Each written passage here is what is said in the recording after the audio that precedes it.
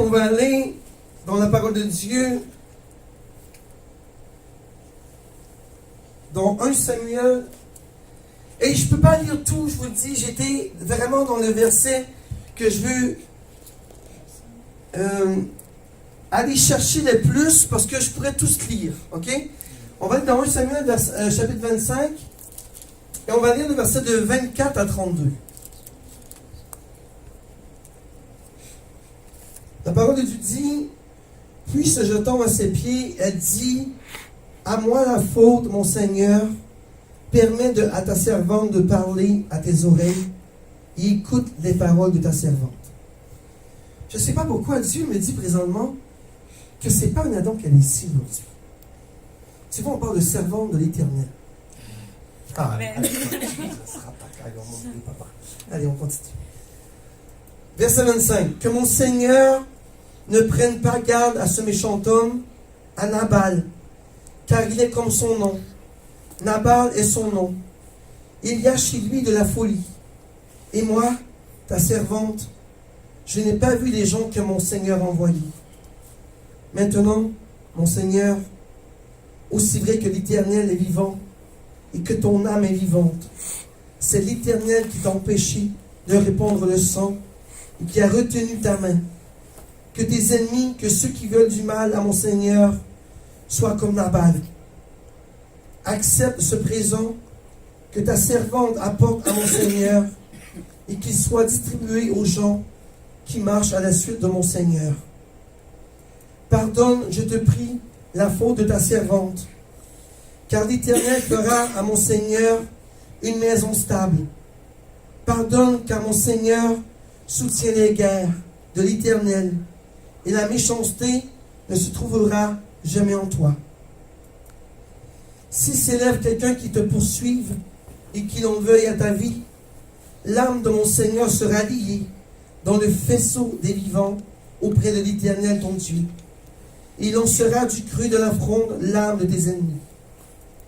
L'Éternel, lorsque l'Éternel aura fait à mon Seigneur tout le bien qu'il t'a annoncé et qu'il t'aura établi chef sur Israël, mon Seigneur n'aura ni remords ni souffrance de cœur pour avoir répandu le sang inutilement et pour s'être vengé lui-même.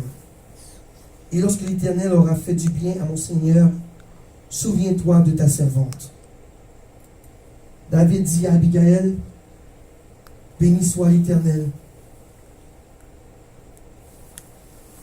le Dieu d'Israël, qui t'a envoyé aujourd'hui à ma rencontre. Amen. Amen. Seigneur, aujourd'hui, je te remets cette prédication entre tes mains. Ce ne sera pas une prédication qui sera extrêmement longue, Seigneur, mais puisses-tu, Seigneur, nous fortifier dans ta parole.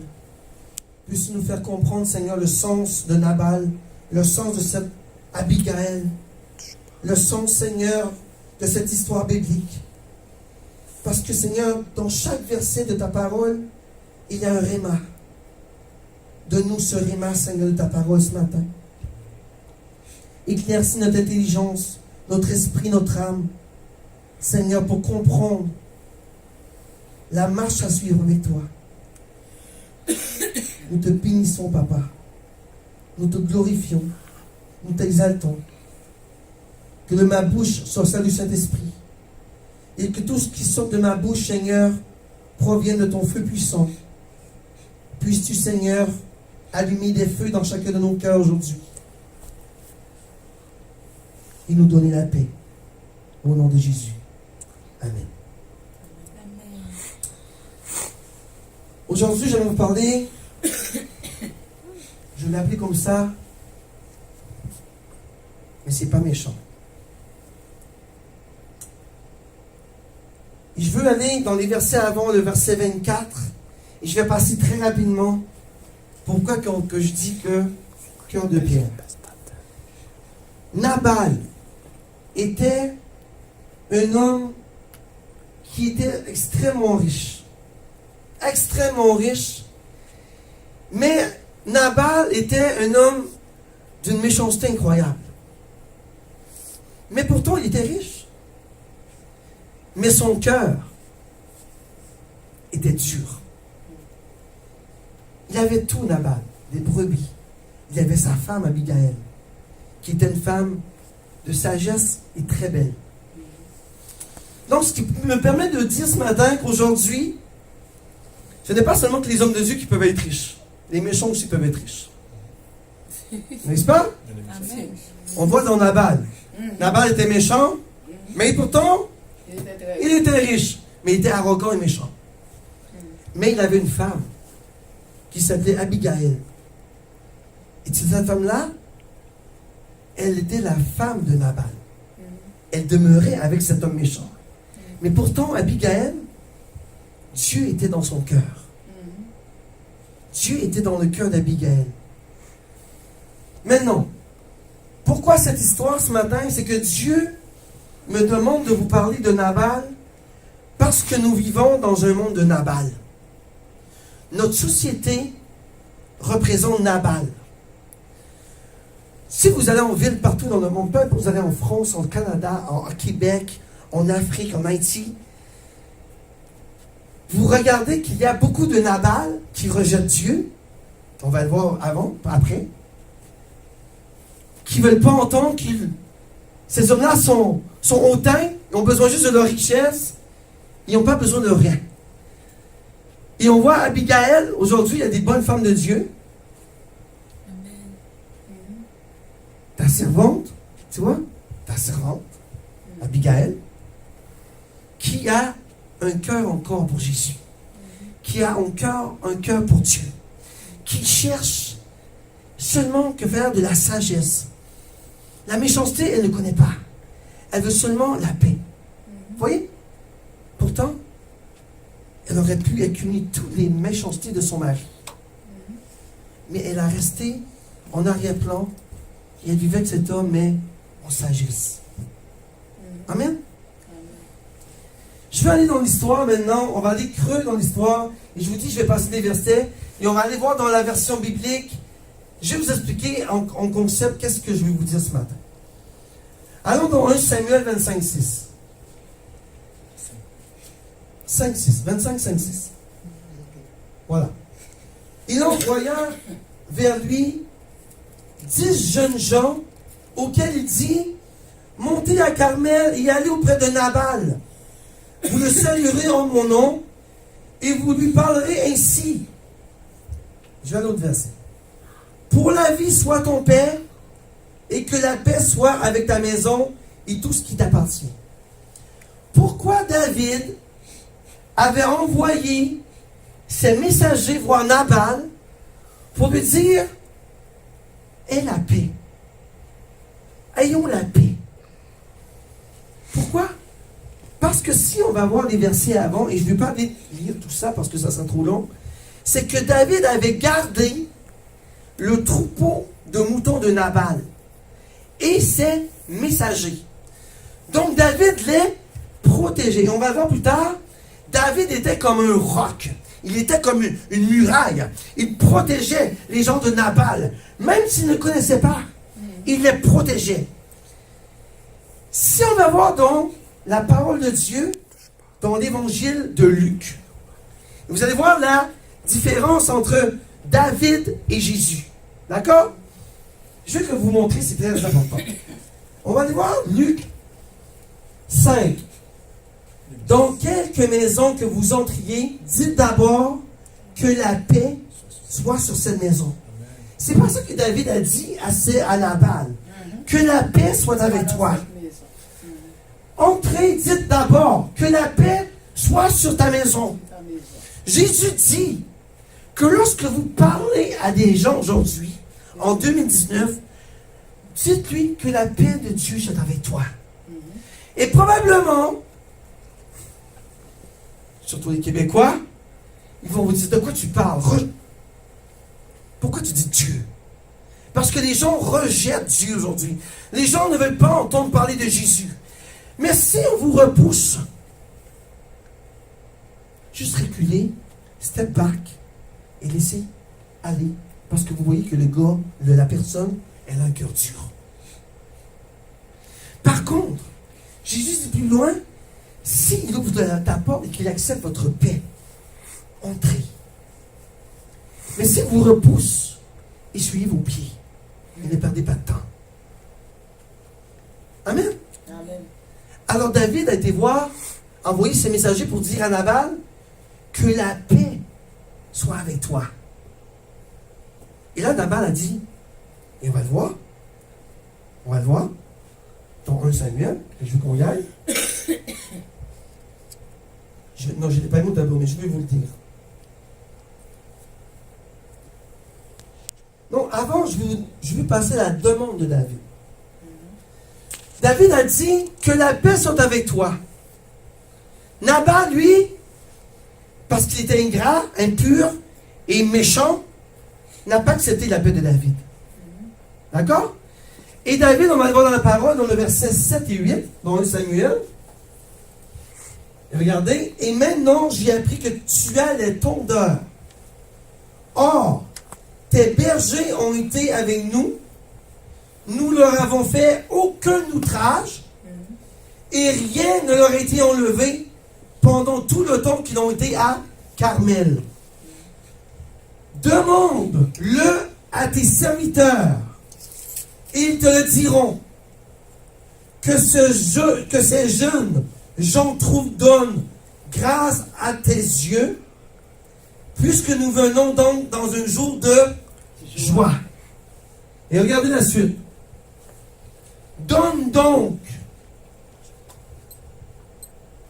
je te prie, à tes serviteurs et à ton fils David, ce que tu trouveras bon sous ta main. Donc David dit que la paix soit avec toi. Hein?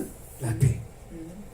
Il t'a dit, j'ai pris soin de ton troupeau, de tes bergers, et aucun mal ne leur a été fait. Aucun. J'ai été pour eux une muraille. Maintenant, donne à ton serviteur. David ne demande rien. Il demande quelque peu. Regarde.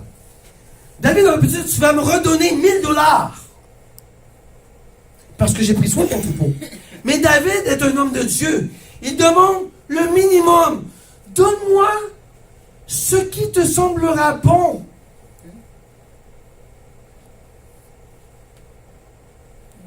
Avant de continuer. Dieu m'a envoyé dans ce verset-là ce matin, il m'a dit, parce qu'on était supposé faire une offrande pour remercier Dieu pour tout ce qu'il avait fait cette semaine. Il m'a dit, tu ne vas pas faire une offrande. Oui, tu vas en faire une, mais tu vas réfléchir combien tu vas donner à Dieu. Prends pas une décision sur le coup de tête. Prends toute la semaine. Je ne recherche pas l'argent, dit Dieu. Dieu, lui, il est déjà multimilliardaire, il contient tout, il a tout, il a la terre entière, il a tout. Il n'en veut pas l'argent. Dieu dit, pense à ce que tu vas offrir à l'Éternel. Ce que tu peux. C'est important. Dieu ne recherche pas vos richesses.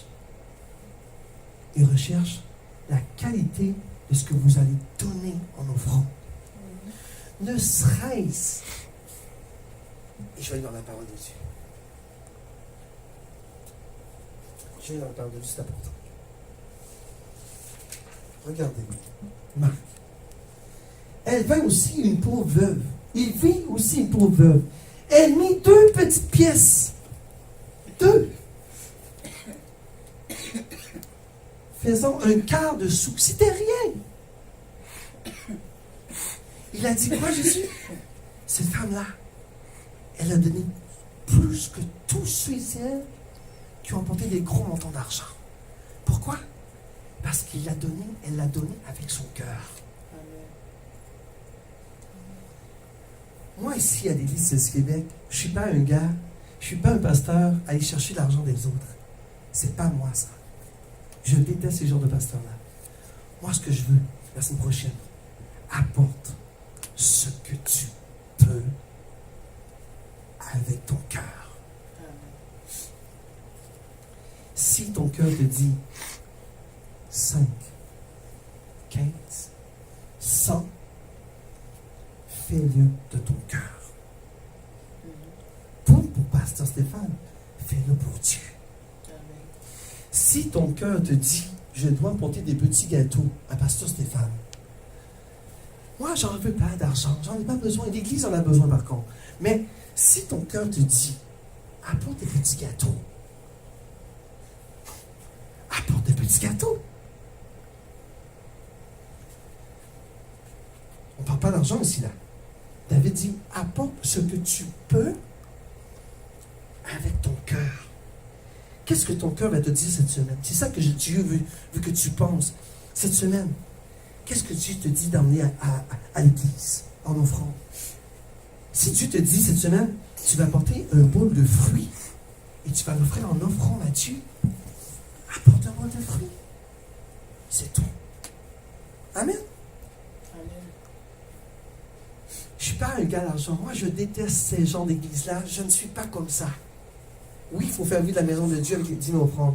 Mais ça, pour moi, ce que ton cœur te parle. Parce que Seigneur, je pensais à donner un gros montant à Dieu, honnêtement. Et Dieu m'a dit non, non. C'est pas comme ça que tu dois prendre la parole. Tu dois prendre ton temps et demande-moi qu'est-ce que je veux avoir. Amen. Dieu ne recherche pas toujours l'argent. Si Dieu te dit Noël, je veux de toi que tu me donnes une partie de ton parfum ou complètement de ton parfum. Est-ce que tu comprends quand je parle de parfum? Pas de ton parfum pchit là, de tes prières, de tes louanges et tes supplications. Je veux que tu arrives dimanche prochain ici, que tu te prosternes à l'autel et que tu verses ton parfum comme Marie de Béthanie. Verse-le à l'autel et pleure à la croix. Si Jésus te demande ça, c'est tout. Amen. C'est ce que je veux vous dire. Cette semaine-là, on a vécu des grands événements. Dieu a agi. On a vu une nuée en arrière. Je vous dis, moi, je l'ai vu hier. La nuée en arrière. C'était incroyable. Mais, maintenant, nous sommes rien. Nous devons tout à Dieu, parce que Dieu nous a tout donné, n'est-ce pas? Amen. Juste le fait de respirer le matin, durant la nuit, et que tu respires, que tu te réveilles, c'est déjà une grâce. Amen. D'avoir la vie. Amen. Je vois tellement de mes amis qui meurent durant la nuit sans aucune raison. Et c'est dommage, ils n'ont pas donné leur vie à Dieu. Mais, la semaine prochaine, prends toute la semaine à réfléchir. Dimanche prochain, qu'est-ce que je vais apporter à Jésus? Parle-lui cette semaine, il va te répondre. Je te dis qu'il va te répondre. Amen. On continue. Amen. Maintenant, on retourne à notre David.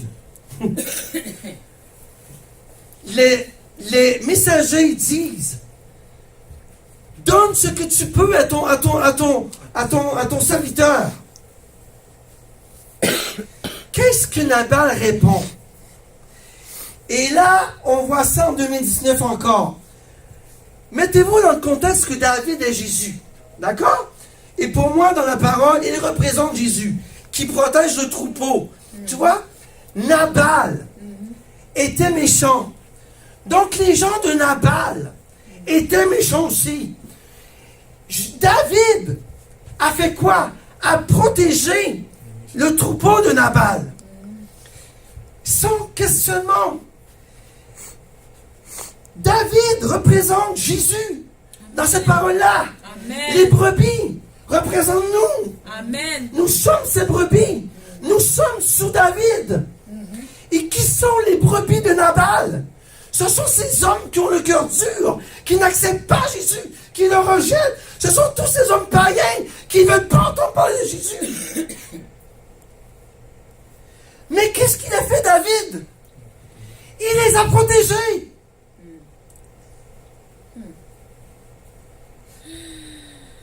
Maintenant, les messagers vont voir Nabal. Il dit, donne ce que tu peux, et aie la paix en toi. Regardez qu'est-ce que Nabal répond.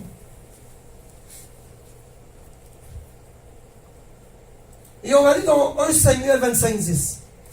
Nabal répondit au serviteur de David. Qui est... Et là, je vais mettre un mot Jésus. Parce que je se transporte en 2019. Quand tu représentes Jésus dans la ville, dans la société, et que tu parles de Jésus, c'est pas ça qui arrive. Qui est Jésus? Qui est le fils d'Isaïe? Qui est le fils de Dieu? Parce que le monde ne connaît pas Jésus. Il y a aujourd'hui beaucoup de serviteurs. Et je veux arrêter là. Les gens disent, et c'est vrai à Québec, il y a trop de religions qui sont corrompues. Témoins de Jéhovah, catholiques, je ne sais pas moi, bouddhistes, islam, il y en a trop. Le monde sont confus. C'est la confusion totale. C'est la tour de Babel. Et des fois, on se demande pourquoi les gens viennent pas à l'église. Parce que les gens ont la tête pleine. Jéhovah, catholiques, qui sont corrompus par les prêtres, qui font toutes sortes de pédophilie. Ils violent les sœurs, et j'en passe. Après ça, on voit des islamiques. On en voit de toutes les sortes. Moi ici, Noël, je te dis, je ne fais aucune religion. Ma religion à moi, c'est Jésus-Christ. C'est lui que je sers. Je ne suis pas baptiste, apostolique, catholique, Jéhovah. J'en ai rien à voir. Moi, je sers celui qui m'a appelé. Et celui qui m'a appelé se nomme Jésus-Christ. Et ce que je prêche, c'est la parole de Jésus. Si vous allez dans une église, si je détourne de ça, commencez à vous poser des questions. Parce que là, vous commencez à dire que c'est une secte. Parce que la parole ne doit jamais être changée. Jamais. Amen. Elle doit rester intacte. Amen. Alors, si c'est Québec ici, Noël, vu que tu es nouvelle, moi, je suis une église de Jésus. That's it, that's all. Amen. Je sers celui que j'adore, que je m'humilie devant lui, qui fait des miracles, celui qui me guérit, celui qui m'a sorti du monde des morts. C'est lui que je sers. Amen. Amen. J'en ai rien à voir avec les Jéhovah, les Nani, Nana, Pentecôtistes, Baptistes. J'en ai rien à voir. Parce que la religion va t'induire dans de mauvaises voies. La vraie religion, c'est Jésus. That's it. Je reviens à mon... Moi, je dérape des fois. Excuse-moi, Noël. Je dérape de ma prédication. Je reviens. Regardez. Qui est David? Qui est le fils d'Isaïe? Qui est le fils de Dieu? Est-ce que c'est le bouddhiste? Est-ce que c'est l'islam? Est-ce que c'est le prophète Mohamed? Qui est le fils de Dieu? Les gens sont confus. Confusion totale. Et regardez.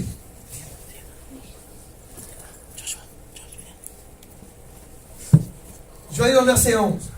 Et je prendrai mon pain et mon eau, mon bétail, que j'ai tué pour mes tondeurs, et je les donnerai à des gens que je ne sais pas d'où ils sont.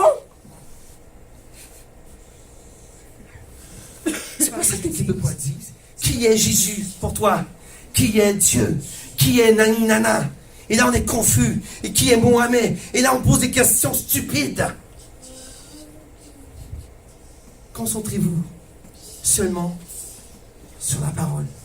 Laissez faire les choses qui sont insensées du monde, qui vont te faire détourner de la voie de Dieu. Mais reste concentré. Il y en a un seul. Il est le seul véritable. Il y en a une seule parole. Et c'est la parole de, ici, la parole de Dieu. Si vous prenez un livre comme ça, on parle justement des Jéhovah.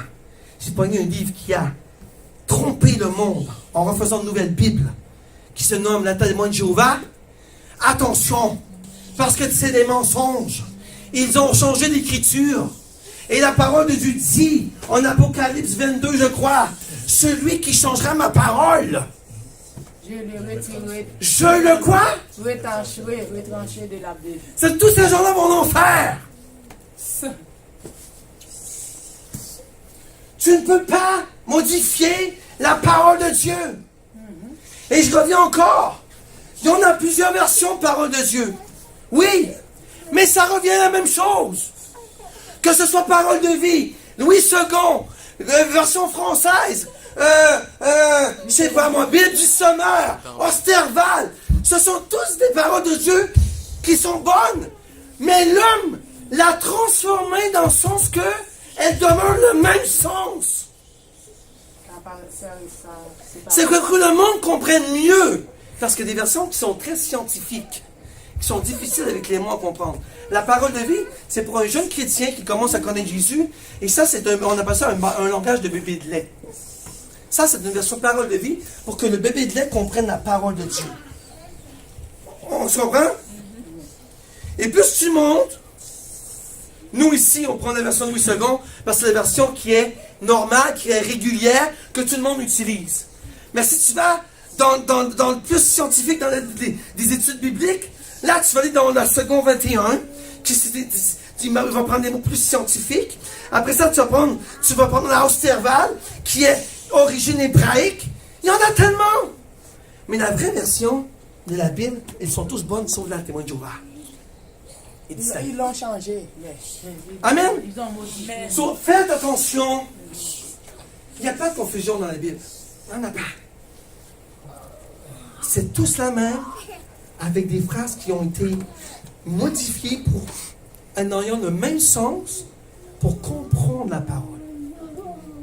Amen. Glory. Continuons. Maintenant, regardez dans Jean 9, 29. Nous savons que Dieu a parlé à Moïse, mais celui qui sait, nous savons d'où il est. Et qui disait ça?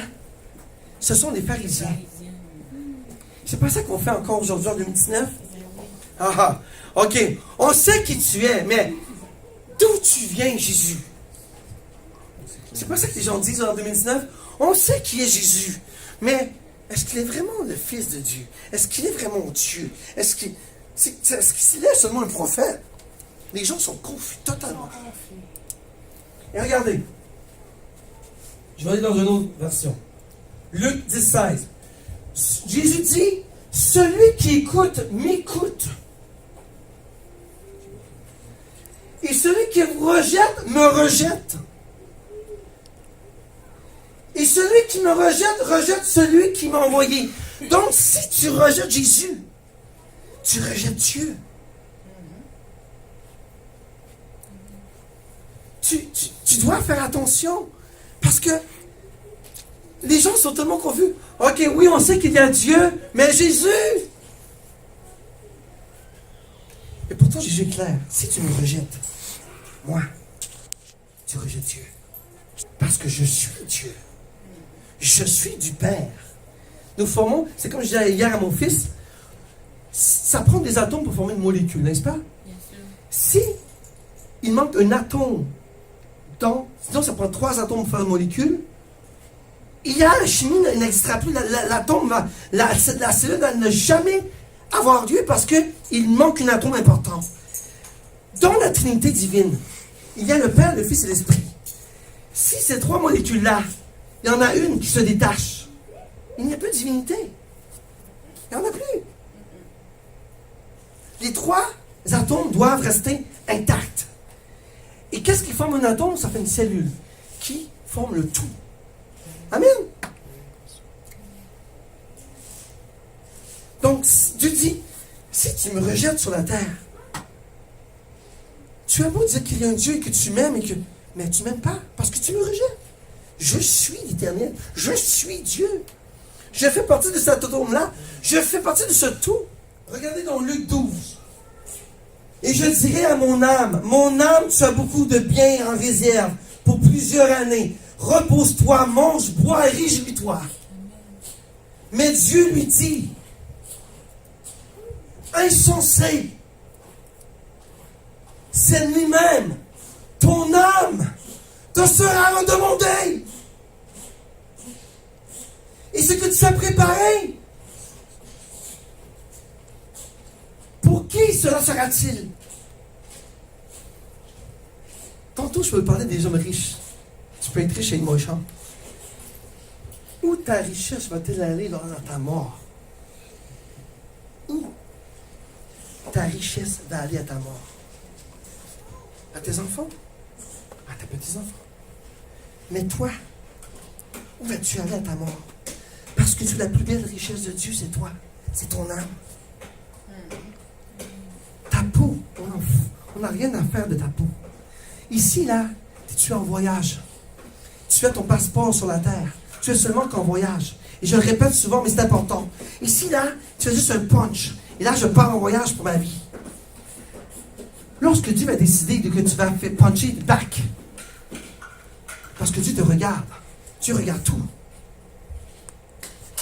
Est-ce que tu vas continuer à marcher avec Dieu? Est-ce que tu vas toujours rester connecté avec Jésus?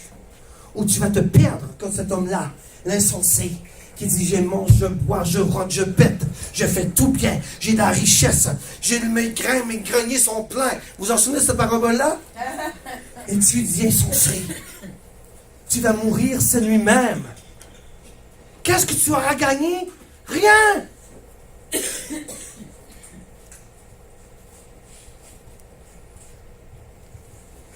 C'est pas ça que l'homme québécois, que l'homme canadien, que les hommes africains, européens disent dans leur cœur. Je n'ai pas besoin de Dieu pour vivre. J'ai tout ce que j'ai besoin. J'ai dans ma ville, j'ai de l'argent, je rentre, je dors, je bois, je fais des activités, je m'amuse, la vie est belle. Mais son sein, où iras-tu lorsque Dieu ira chercher ton âme et que son souffle qu'il t'a donné va retourner à Dieu? Où iras-tu?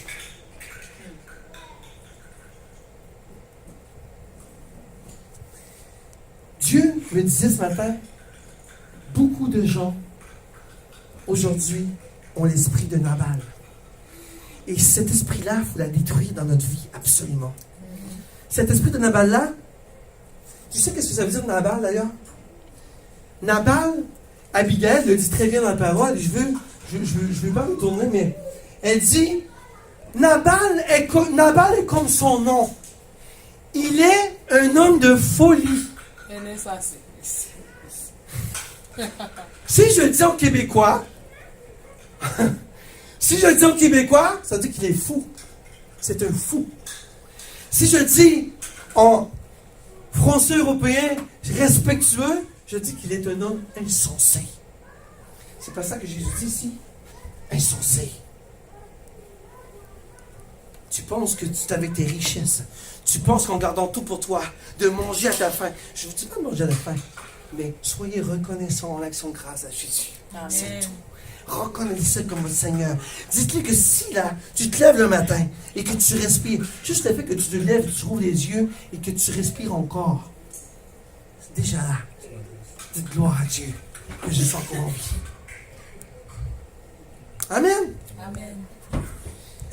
Donc, Nabal représente quoi? Les païens de ce monde, n'est-ce pas? L'homme qui rejette Dieu, qui est bien dans ce monde, qui profite de la vie, des activités, de l'argent, de la richesse. Et je dis souvent, mon fils, tu vois, la terre, là, Dieu peut faire de toi un homme millionnaire. C'est sûr. Mais si tu ne donnes pas ta vie à Jésus, tu vas aller où? Ta richesse passagère, là, comme un coup de vent. Tu vois, David dit souvent, nous sommes un coup de vent. Lorsque le coup de vent sera passé, là, tu vas tomber où? Est-ce que tu vas tomber dans le royaume des cieux ou tu vas tomber dans le feu éternel? Amen? Continuons. Je vais pas éterniser.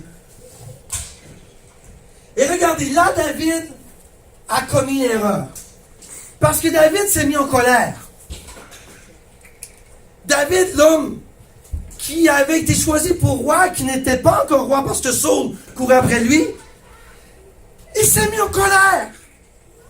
Et là, à ce moment-là, il ne représentait plus Jésus. Parce que Jésus ne s'est jamais mis en colère. Jamais.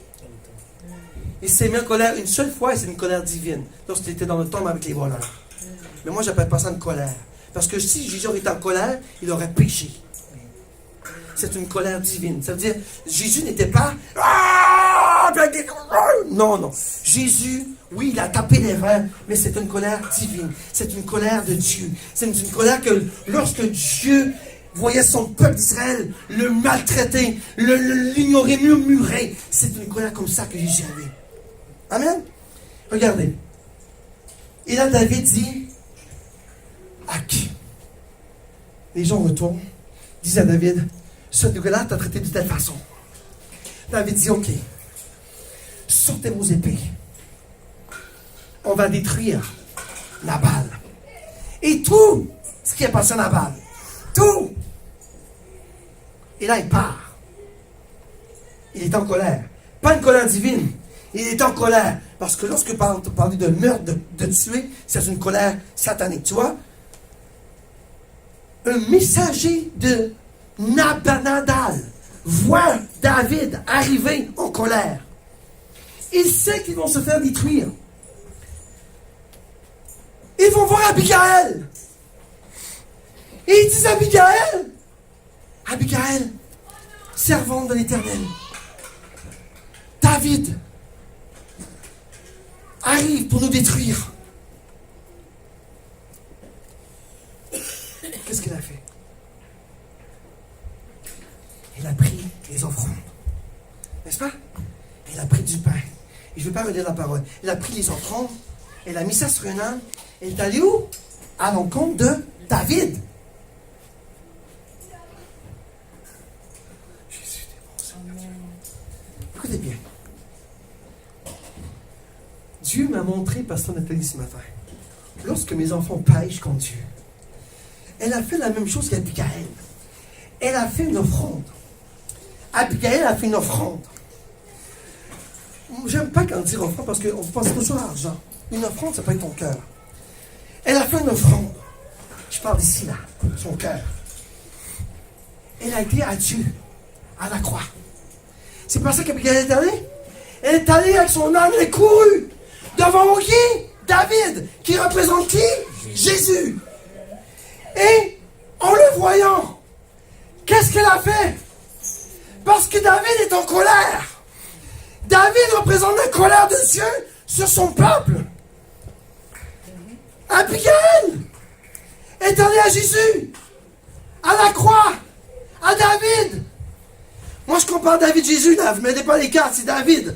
Elle est allée à David. Elle s'est suppliée. Elle dit, mon Seigneur, pardonne Nabal.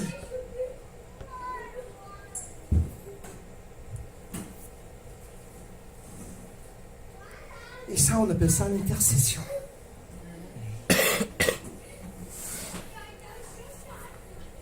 Quand tu vois quelqu'un méchant avec toi ou avec quelqu'un d'autre, tu dois faire comme cette femme de sagesse. Mais toi, Seigneur, tu es Dieu compatissant, riche en bonté.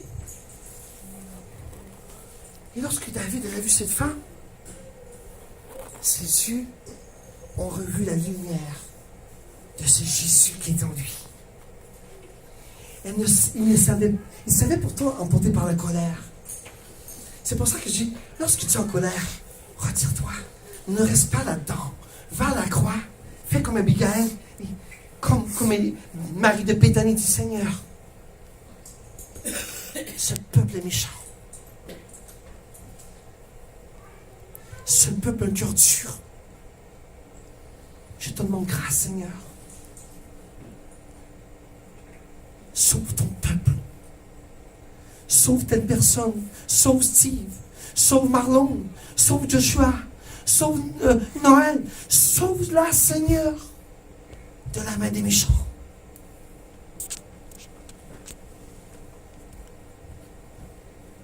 Je continue l'histoire parce qu'il commence à faire tard. David, son cœur changea. Il était supposé tuer Nabal, n'est-ce pas? Et tout son, Et toute sa tout maison, son toute peuple. sa maison.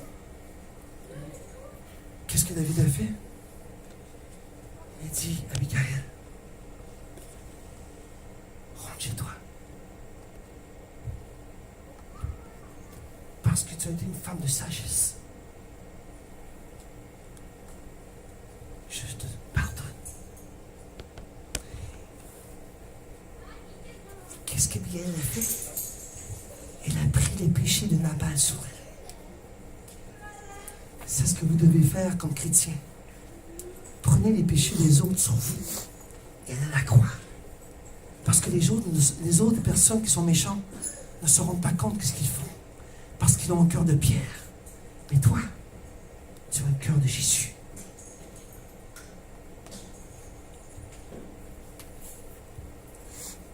Qu'est-ce qui s'est passé? Je vais finir ça. Quand tu intercèdes pour quelqu'un, Dieu, au lieu de tuer tout, David, au lieu de tuer tout ce qui était là, David n'a rien fait. Il dit, Seigneur, c'est ton bébé maman. Qu'est-ce que Dieu a fait? Nabal est rentré sous le matin. Et son cœur a été frappé.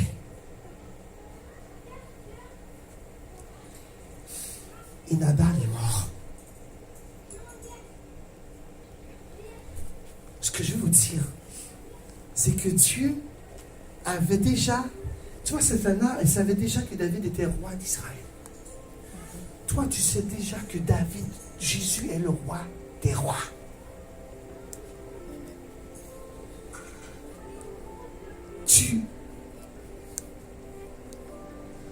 Dieu sait déjà ta destinée.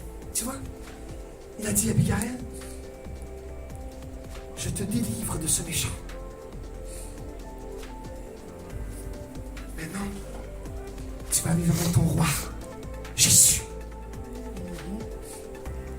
Tu vas vivre avec Jésus. Tu seras, tu vois, l'épouse de Jésus-Christ. Et c'est ta portion ce matin. Amen. Jésus te délivre de tes méchants. Amen. Parce que tu es l'épouse de Jésus-Christ. Amen. Tu es l'épouse de ce Jésus qui t'amène dans son palais de noces. Amen. Tout méchant autour de toi sera détruit en Jésus. Amen. Toute maladie sera détruite en Jésus. Amen. Toute prospérité satanique sera détruite en Jésus. Et ce Jésus te dit ce matin, je ferai mourir les ennemis sous tes pieds. Maintenant, mon épouse, toi qui es belle et charmante, entre. Suis-moi. Viens dans ma gloire. Amen. Tu seras la reine de mon royaume. Amen. Abigail. Amen. Amen. Jésus est bon. Quel bon message que Dieu m'a montré ce matin. Je l'admets, je n'aurais pensé ça de ma vie, je vous le dis. Jésus ce matin, et je veux que vous moi j'aimerais ce matin que vous intercédiez pour quelqu'un qui a besoin de prière. Amen. Que vous alliez à la croix ce matin. Amen. Et que cet homme méchant ait changé son cœur. Et que toi, Abigail, épouse de Jésus, servant de l'Éternel, tu puisses continuer à les glorifier dans sa gloire. Pour son royaume et pour le tien. Parce que le royaume de Dieu t'appartient.